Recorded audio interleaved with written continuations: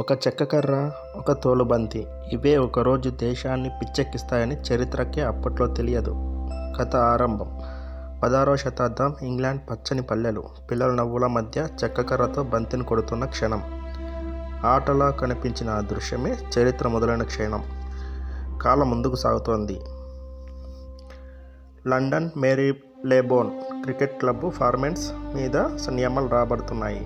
ఒక ఆట ప్రపంచం వైపు నడవడం మొదలు పెడుతోంది. భారతదేశంలో అడుగు. బ్రిటిష్ అధికారులతో పాటు క్రికెట్ భారత నేలపై అడుగు పెడుతోంది. ధూళి మైదానాలు, వింతగా చూస్తున్న కళ్ళు, తెలియకుండానే ఒక అనుబంధం పుట్టి కలగా మారిన ఆట. వీధుల్లో, మైదానాల్లో పాదరక్షలు లేని పిల్లలు చేతితో బ్యాట్లతో ఆటలో కాదు కలల్లో ఆడుతున్నారు. ఒకరోజు స్టేడియం గర్జిస్తుంది. త్రివర్ణ పతాకం ఎగురుతోంది. ఎందుకంటే క్రికెట్ ఒక ఆట కాదు, ఇది తరాలుగా సాగే భారత కళ. మీ తొలి క్రికెట్ జ్ఞాపకం ఏది? కామెంట్ చేయండి.